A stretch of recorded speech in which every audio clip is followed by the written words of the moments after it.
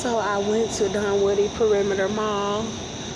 This is going to be part 2. I went to Dunwoody Perimeter Mall, and I was working on my case, and I had received some cash out donations from black males, and all the black men in America know that I shot a white male, and they are trying to pretend like they don't know.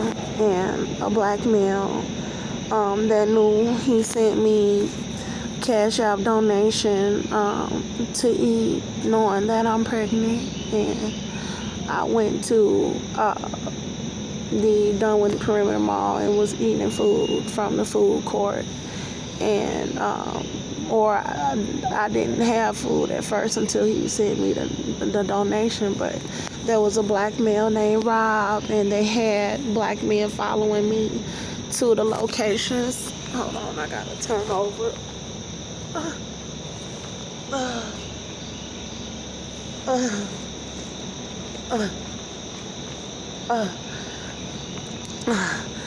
They had black males following me everywhere. I was riding the MARTA platform, and they had black males following me from the time that I got off the Greyhound here in Atlanta up until now. And they're still following me, trying to set me up to be murdered with the baby in me. And they had the black male, Rob, bring me to, he said that he had an apartment in Oak Tree Villas by Kensington Station in Stone Mountain, Clarkston, Georgia. He said that he worked for the apartment complex, and he brought me into an abandoned building and tried to force me to have sex with him.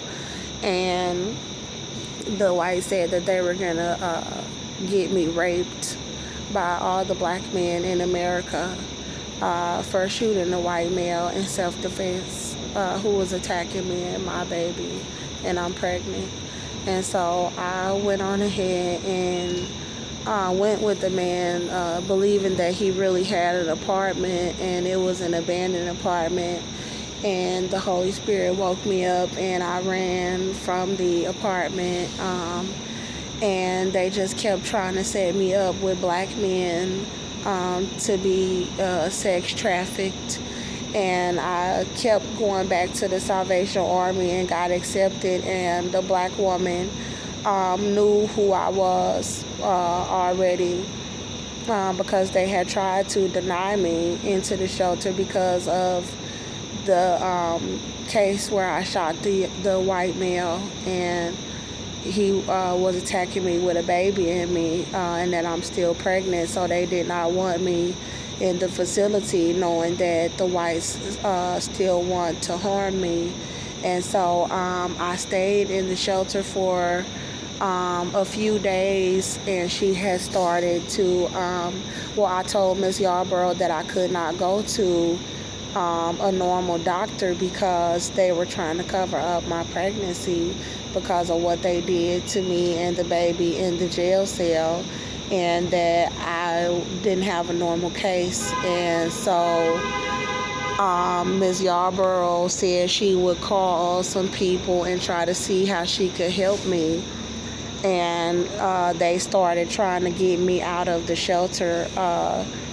They had a woman come to me asking me if I had a family member whose house I could go to where they could send me a check or something to help me out. And I knew that my family was trying to set me up to be murdered because they was leaving me in the jail pregnant, letting the whites torture me pregnant for protecting myself and my little boy. And they was leaving me in the jail cell pregnant for the whites to murder me with the baby in me, and then take my son and rape my son. And they was trying to fight to cover up the evidence that I was pregnant. And then they was trying to fight and cover up the evidence that I was protecting myself. And they was trying to be cool with the white people.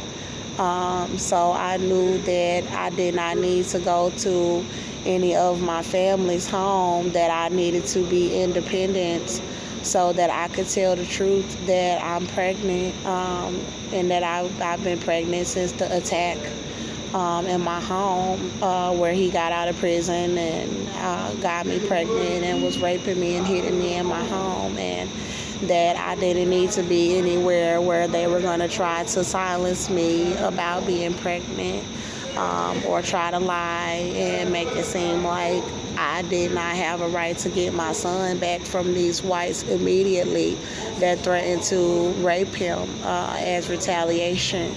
And so I told the woman at the shelter that I did not have family, and I knew that that was a plot of my family to try to silence me, to try to get me out of the shelter, because they knew that if she's in there, she's going to start telling that she's pregnant and that the baby is still alive. She's going to tell that they took her son and threatened to rape him. And she's going to tell that it's pure racism, that the white male was attacking her and her baby, and she's pregnant, and that nobody is standing up for her in the country. So we need her in a controlled environment, and the charges are dropped, and they don't have a right to kill me with a baby in my body, for white supremacy, for white people to feel better about themselves because I shot a gun protecting myself. And that they didn't have a right to convict me or murder me or kill a child in my womb or threaten to rape my child. And so they kept trying to have men follow me in the shelter. They had black men following me inside of the shelter and around the shelter while I was trying to make videos and put it on my YouTube channel telling that I was pregnant. They was following me everywhere, and then they started having a woman named Rochelle Frazier. She was assigned to be my caseworker, and she was trying to make me go and get a job and try to work instead of putting out the evidence. But God told me put out the evidence because they threatened to rape your baby, and they're trying to make you go and punch in on the clock somewhere with a baby still left alive in your body that you've been carrying torture with for 2 years, and her body cannot handle it, which is why I'm laying down right now at this train station on the dirty ground, because I can't really walk.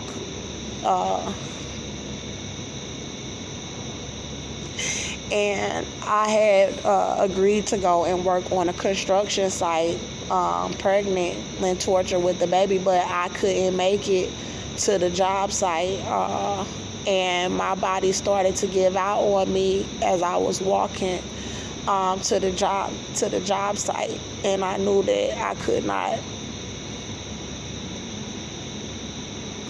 I knew I couldn't work and I couldn't make it on a construction site. So I went back to the program director and I told her, because I had only been there a few days and I only needed to put out a couple more videos, pictures of me and my son, so that I could have it on my channel so people would know that I was a single black mother in my home and my baby daddy was a white convicted felon and got out attacking me, and that I was pregnant, and that I was being denied medical care, and that they took my son and threatened to rape my son. That's all I needed to say. And the black woman was following me, trying to stop me from making the video to tell. And she had black men following me and black women following me off of the premises at the Salvation Army, trying to stop me from telling that they threatened to rape my baby and that I'm still pregnant. And so the black woman was saying, kept trying to distract me, and I told her that I didn't have a problem getting a job. I told her I just needed to put out the video of the evidence, and she said that I could meet with her employment specialist, and I agreed to do that after she stopped belittling me and trying to fight me and the baby. She kept trying to bring me in her office and fight me, and saying that I'll help you get your baby and I'll help you get a lawyer. But I was trying to explain to this black woman that they took my son and they threatened to rape him and they tortured me with a baby still in my body. I I need help from people. You telling me to go and get a job and get a lawyer to try to get my baby from people that threaten to rape them. And that's a situation where people should be standing up for you. And it was hard for me to try to explain that to the woman. So I just agreed to meet with her employment specialist and tell her that I could still put out the evidence. I told her because I could sense them trying to stop me from putting out any evidence that I was still pregnant, and stop me from putting out evidence that the whites threatened to rape my son. And I had to let her know, ma'am, I will get a job, because I had only been in the shelter for about a few days, and they were already harassing me about my pregnancy and the evidence. And so I had told the woman, I said, ma'am, I'll get a job, but I'm still going to put out the evidence at the same time. And she got very upset. And I told her I would meet with her employment specialist, because they were trying to have a reason to put me out of the shelter and say that I did not want to work, that I was lazy or something. And I had only been there for a few days, pregnant and tortured with this baby in my body, and I needed to lie down. And so I agreed to meet with her employment specialist, and she came out. The woman, the program director, was having people following me, and the employment specialist did not show up to the meeting after we agreed, and they were being very rude to me, and they started trying to take food off of my plate at the meal time, because my belly was showing and I was showing my stomach moving in the shelter, and they had the women in the shelter trying to abuse me for the whites. The first week that I got there, they were trying to treat me with a slave mentality, to try to beat the pregnant black woman that shot a white male in self-defense, and they tried to jump me at the door of the intake, because I had to go outside and make a video saying that they were trying to harm me pregnant inside of the shelter about the evidence of me being pregnant, and that they were having men following me while I was trying to put out the evidence that the whites threatened to rape my son, and that I might have to leave the shelter if they continue to harass me about the evidence. And she came outside, Rochelle Frazier, the program director, she came outside and she said that I threatened someone in the facility, and I had not done that. I had stayed to myself, and I said I have not threatened anyone. I said I came outside to make a video saying that I was being harassed about the evidence to my case, and that I told her that I would go in and get my things, and that I would just leave the location. And this was after I bought a heartbeat monitor. I had gone to Target and bought a heartbeat monitor. It was $50. And I had laid down in the bed at night at the Salvation Army the first few days that I had got there. And a man had sent me the money from California that had been watching my YouTube channel and was like, okay, this is the Illuminati doing this to Andrea. And he sent me the money for me, and I it was for food, but I bought a fetal heart monitor because I figured I would be able to get meals at the shelter, and I could just spend that money on a heart monitor to prove that I was pregnant and that I was being tortured and denied medical care for shooting a white male in self-defense. And so thank you, Jesus. I'm sorry, I just want to thank Jesus, because my baby's still alive in me.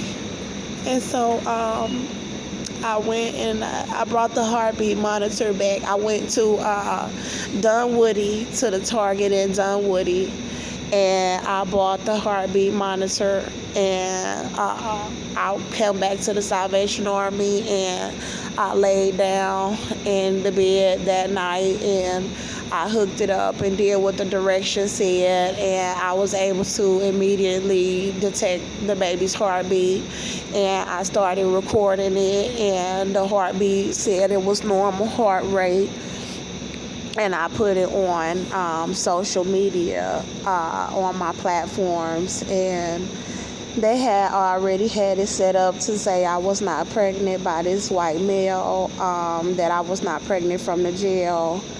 He had gotten me pregnant after he got out of prison and was attacking me and making me bleed and raping me in my home, and I thought he would stop abusing me when he got out of prison, because I only have one child, and that's the son that I have with him, and he had been abusing me since 2015, since we got together, and I loved him, and I thought that, because we had a son together, that he said that he would not harm me again. I thought that I could let him come back into my home, and he immediately started attacking me and raping me. The first night, he started forcing me to have sex. And then within a week, he was abusing me and making me bleed inside of my apartment.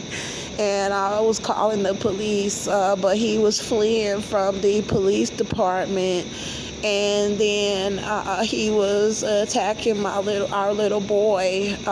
He was 20 months old when he got out, but he was 22 months old when I shot him. He was attacking my little boy in the apartment with me. My son was trying to stop him from attacking me, and he started attacking my son. And so I had put the heartbeat of the baby up that night at the Salvation Army, and then they had the black woman staged to put me out of the shelter, and she tried to fight me, and I told the woman, I said, I will go inside and get my things out of the locker, and I'll just leave. And I knew it was because I was pregnant, and because the whites wanted me dead, and I knew it was because they wanted to cover up my pregnancy, because they had tortured us for a year in the jail and let me out with the baby alive in me. And I knew it was because they tortured me for another year after they let me out with the baby alive in me.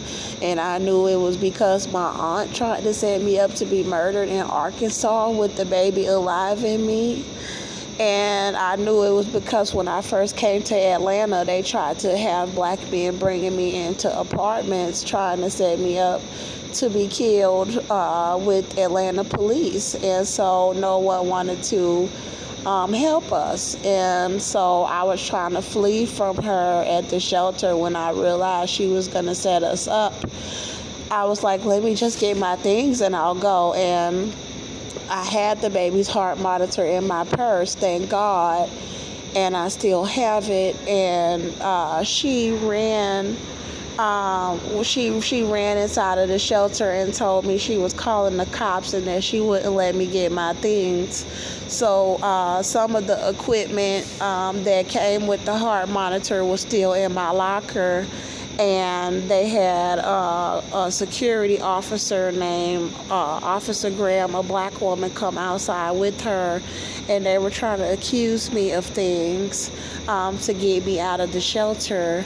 And I had been recording some of the abuse that they were trying to do to me in the shelter for the whites, like taking food off of my trays, because they were trying to keep me from showing. They were trying to keep the baby bump from showing, and they were trying to starve me. And the black woman ran me. Officer Graham came out trying to attack me and the baby at the gate of the shelter while I was trying to wait for the woman to bring out my things. and the rest of the equipment for the baby's heart monitor. And when I realized that these black women were trying to fight me pregnant for these white people, I was like, okay, let me just, and then she was threatening to call the police if I stayed and waited for the program director to bring out my things. And I was like, okay, this is a setup. Let me just get away from this location safely, because I knew that the only reason why they're trying to stage an arrest is because I'm pregnant and how long I've been carrying this baby and been tortured, and they don't want to help us. So they're trying to get people to have me arrested and killed. And so, or have the baby killed in me through the arrest, and that they were trying to stage violent altercations to try to punch the baby in my belly and slam me on my belly and just harm us. And so I was like, let me just get away from here. She can keep my things. I was like, just let her keep my belongings because I need to get me and the baby safely away from the shelter, because when you're a mom and you know that the fetus is still alive, it would have died by now, and it's still alive. So as a mother, I'm like, okay, let me try to protect it, and I haven't been in any pain other than the pain that they're causing me with not having anywhere to lie down and trying to starve me. That's the pain that I get, and having me lying down outside and things like that with the baby still alive in my bodies. And that's to try to set me up to be killed outside with the baby in my body in America for shooting a white male in self-defense. And so they're trying to make it seem like there's no way that the baby could still be alive in me after being tortured for 3 years.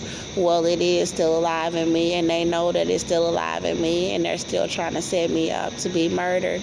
But let me go back to the shelter. So I left the shelter, and they kept my hair products and clothing to try to have me outside dirty and smelling and looking unkempt and ungroomed, because when they try to set a black woman up to be murdered, they don't want her to look like a normal, healthy black woman. They want to try to keep her dirty and unkempt. And so, like, they can go through with arrest and stage and stuff. And so I had to go outside and sleep by the West End train station. I had gone to Ashby Walmart and sat outside the Walmart charging up my cell phone and trying to put information on my YouTube channel, and they had a black male come up to me that said he had just been released from prison. So all of the black males, the majority of the black males that they have been having try to set me and the baby up to be killed have had charges because they wouldn't let me in the shelters in Houston, Texas, and they were having black men come and say, oh, you're homeless, oh, I'll bring you somewhere, and they had charges, and they were bringing me to these locations trying to starve my baby, fight my baby, trying to give me drugs, trying to stage altercations, and this is why they didn't want to let me in the shelter, and they all had charges,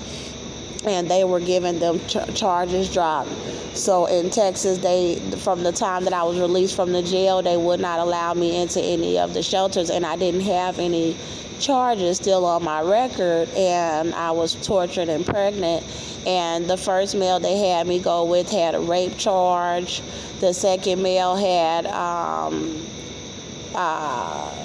the first male had rape charges. The second male had assault charges. The third male had drug charges. Then the men had gun charges, drug charges. They just kept sending criminals men to set me up and say that, oh, we just saw this homeless woman outside. We didn't know she was pregnant. We brought her into this location and try to fight me and kill the baby. And when I tell them that I'm pregnant, they have them hurry up and set me up back outside, and then have another black male pick me up and say he'll help me, that he sees that I'm homeless, and bring me in, and have them raping me and trying to hurt and kill the baby in my body.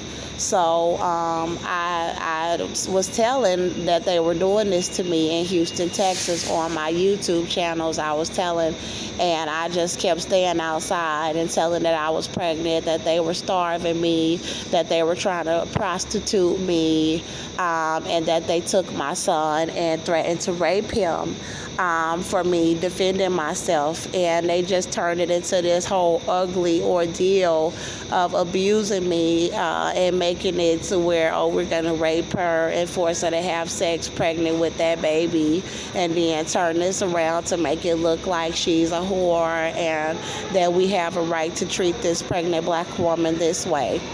And so they had this male in Atlanta from the Walmart tell me that he had just been released from prison. So Atlanta, Georgia started pulling the same operations that Houston, Texas did, denying me into shelters and sending black males that had charges to bring me into locations to try to harm us. And the black male told me that he had just been released from prison, but that he had an apartment, that he could let me come to the apartment, and approaching me like they did not know that I was pregnant.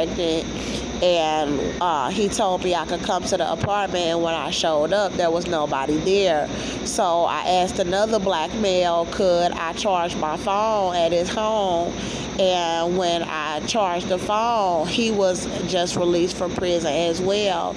And they had sent him around me while I was waiting for the other black male at the apartment.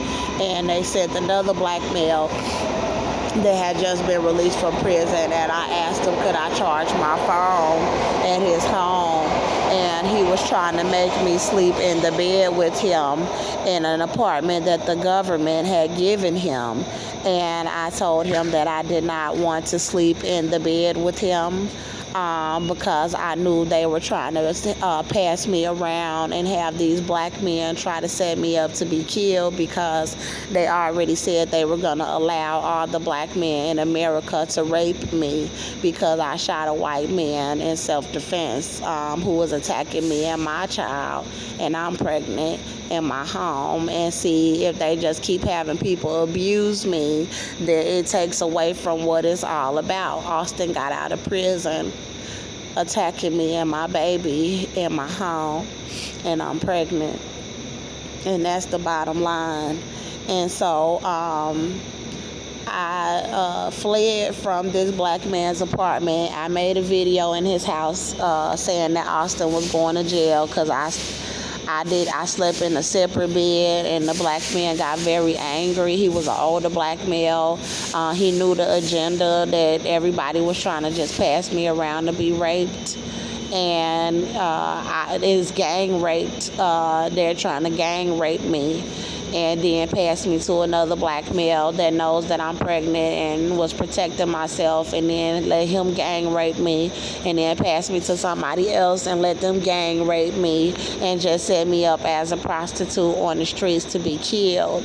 And so they knew that I had my channel telling everything, and they didn't want to let me win the battle over me and my children, and wanted to be racist. So I went in the living room and I started crying, and I said that Austin is going to jail. I made videos saying that he is going to jail for abusing me, because the Lord told me that Austin was abusing me, and that I'm a woman, and that I'm pregnant, and that he's going to have to go to jail for it. And so the black male had told me that I could live at his house, but when he saw that I was going to continue to advocate for myself and tell the truth about my case and what's going on, that I'm not going to allow them to just be passing me to black men to be raped. The black male put me out of his house trying to fight me. He tried to fight me and kill the baby, and I fled from his home. And it was by the federal prison out here in Atlanta, Georgia, and I had to walk from by the federal prison all the way to downtown Atlanta.